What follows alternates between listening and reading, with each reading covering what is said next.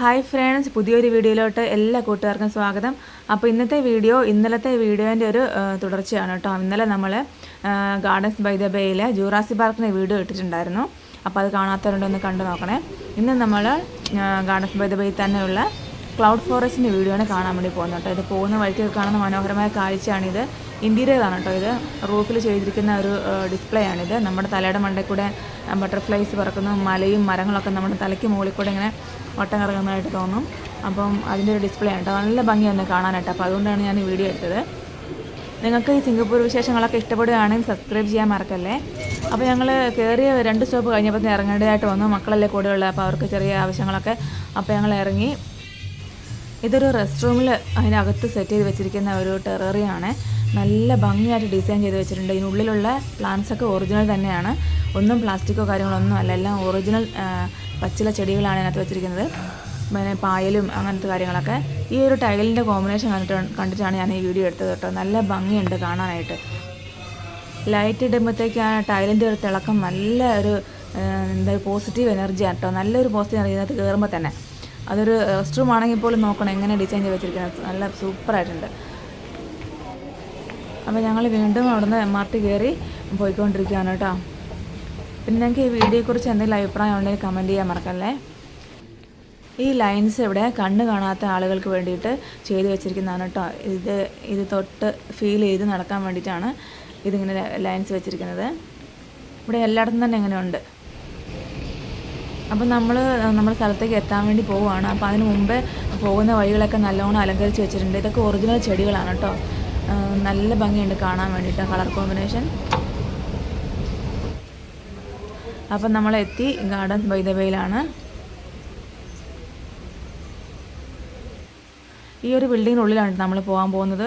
ഇതിൻ്റെ ഉള്ളിൽ ഇത്ര ഹൈറ്റിൽ ചെടികളും മരങ്ങളും പിന്നെ ജൂറാസിക് പാർക്കും ക്ലൗഡ് ഫോറസ്റ്റും പിന്നെ ഫ്ലവർ ഡോം ഒരുപാട് കാര്യങ്ങൾ കാണാനായിട്ടുണ്ട്. അപ്പോൾ ഞാനിന്ന് ഉൾപ്പെടുത്തിയിരിക്കുന്നത് ക്ലൗഡ് ഫോറസ്റ്റ് ആണ് കേട്ടോ. ഒരുപാട് വ്യത്യസ്തരം പൂക്കളുണ്ട് ഇതിനകത്ത്. ജിമിക്ക് പോലെ തൂങ്ങിക്കിടക്കുന്ന പൂക്കൾ നല്ല ഭംഗിയായിരുന്നു കാണാൻ വേണ്ടിയിട്ട്.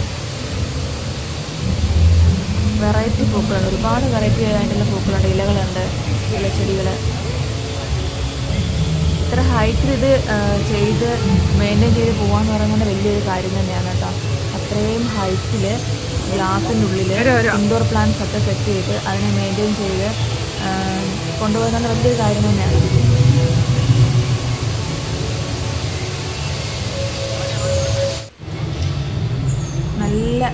നല്ല ഹെൽത്തി ആയിട്ടാണ് എല്ലാ പ്ലാന്റ് നിൽക്കും. ഒന്നും കരിഞ്ഞു പോയിട്ടോ വാടിപ്പോയിട്ടോ അങ്ങനെയൊന്നുമില്ല. നല്ല ഹെൽത്തി ആയിട്ടുള്ള പ്ലാന്റ്സാണ് എല്ലാം അടിപൊളിയായിട്ട് നിൽക്കുന്നത്. ശരിക്കും ഒരു തോടിൻ്റെ ഇറമ്പിൽ നിൽക്കുന്ന ഒരു ഫീല്. തോട്ടറമ്പിലെ ചെടികളൊക്കെ നല്ല പുഷ്ടിച്ച് നിൽക്കത്തില്ല, അതുപോലെ ഒരു ഫീല്. അതുപോലത്തെ ചെടികളും തന്നെയാണ് ഇവിടെ. എല്ലാം നല്ല മഴക്കാലത്ത് നമ്മൾ കാണുന്ന നല്ല പുഷ്ടിച്ച് നിൽക്കുന്ന ഇലച്ചെടികളും നമ്മുടെ സാധാരണ നമ്മുടെ നാട്ടിൽ കാണുന്ന ചെടികളൊക്കെ തന്നെയാണ് ഇവിടെ ഉള്ളത്. പിന്നെ കുറച്ച് വെറൈറ്റി ഐറ്റംസും ഉണ്ട്, എന്നാലും മോസ്റ്റ്ലി അങ്ങനത്തെ തന്നെയാണ് ഉള്ളത്. ഇത്രയും ഇൻഡോർ പ്ലാന്റ്സ് അതിൻ്റേതായ ഒരു ക്ലൈമറ്റ് ഇതിനകത്ത് തന്നെ ഉണ്ടാക്കി, ഒരു ഹ്യൂമിഡിറ്റി മെയിൻറ്റെയിൻ ചെയ്ത് പിന്നെ വെള്ളവും എല്ലാം കൊടുത്ത് അത്രയും വളമൊക്കെ കൊടുത്ത് അത്രയും ഭംഗിയായിട്ട് വെക്കണ നല്ല ഒരു എന്താ പറയുക മെയിൻ്റെനൻസ് തന്നെയുണ്ട്. അപ്പോൾ അത് കണ്ടിട്ടാണ് എനിക്ക് അത്ഭുതമായത്. ഓരോ ചെടിയും നല്ല ഹെൽത്തി ആയിട്ടാണ് നിൽക്കുന്നത്. വീട്ടിലൊക്കെ ഒരു ഇൻഡോർ പ്ലാന്റ്സ് വെച്ചാൽ കുറച്ച് നാൾ കഴിയുമ്പോഴത്തേക്ക് അത് വാടിപ്പോവും, അങ്ങനെ എന്തെങ്കിലും ബുദ്ധിമുട്ട് തന്നെ ഉണ്ടാകും. പക്ഷേ ഇവിടെ അങ്ങനെയൊന്നുമില്ല, നല്ല ഹെൽത്തി ആയിട്ടാണ് എല്ലാ പ്ലാന്റ്സും നിൽക്കുന്നത്. അപ്പോൾ കാണുമ്പോൾ തന്നെ നമുക്കൊരു അട്രാക്ഷനാണ് ചെടികളൊക്കെ കാണുമ്പോൾ തന്നെ. ഇതൊക്കെ കാണുമ്പോൾ ഒരു വെറൈറ്റി ആയിട്ട് തോന്നി.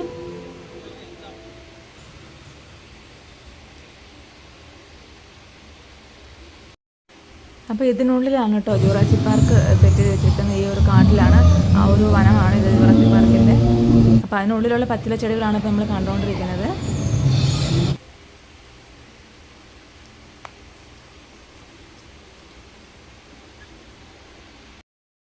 ഈ ഇലച്ചെടിയൊക്കെ നമ്മൾ സാധാരണ കാണുന്ന ഒരു ഇലച്ചെടി തന്നെയാണ്.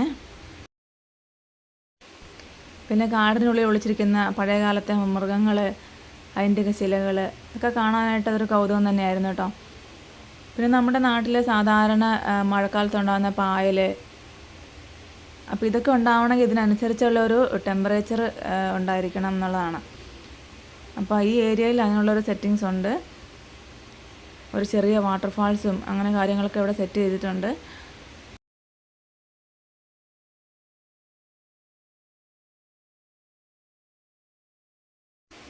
ഇവിടെ കണ്ടതിലും വെച്ചൊരു വെറൈറ്റി ആയിട്ടുള്ളൊരു പ്ലാന്റ് ആണ് കേട്ടോ ഇത്. ഇതങ്ങനെ എവിടെയും കണ്ടിട്ടില്ല, ആദ്യമായിട്ടാണ് ഇത് കാണുന്നത്.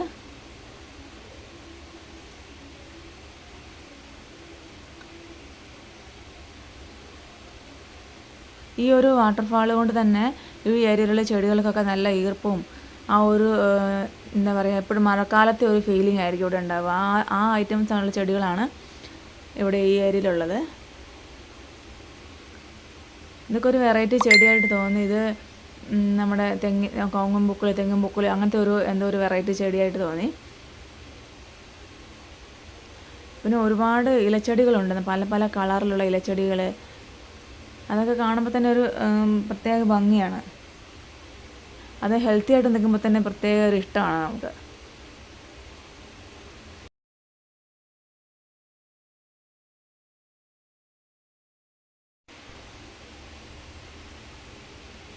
ഈ ഒരു പൂവിൻ്റെ മുകളിൽ കുറേ പായൽ പോലെ എന്താ പറ്റിപ്പിടിച്ചിരിക്കണം. ശരിക്കും അതിന് ഫീഡ് ചെയ്യാനുള്ള ഐറ്റംസ് ആണ് തോന്നിയത്. ഇത് തൊടാൻ പാടില്ലാത്ത പൂവാണ്, കാർണിവോറസ് ആണ്. ഇത് ഇരകളെ ആകർഷിച്ച് പിടിക്കുന്ന ഒരു ചെടിയാണ്, അപ്പോൾ അത് തൊടാൻ പാടില്ല. വളരെ മൈന്യൂട്ടായിട്ടുള്ള ചെടികൾ പോലും ഇവിടെ നല്ല സെക്യൂറായിട്ട് വെച്ചിട്ടുണ്ട്.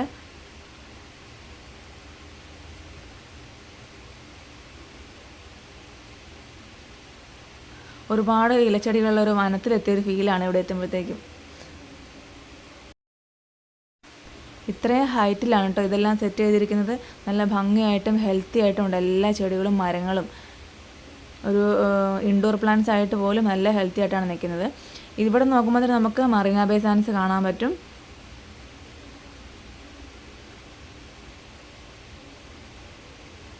ചെടികൾ കണ്ടിട്ടും തീരുന്നില്ല, ഒരുപാടുണ്ട്. അത്രയ്ക്കും ഇൻഡോർ പ്ലാന്റ്സ് ആണ് ഇതിനകത്തുള്ളത്. നമ്മുടെ നാട്ടിൽ കാണുന്ന സാധാരണ ചെടികളും ഇലകളും ഒക്കെ ഇതിനകത്തുണ്ട്.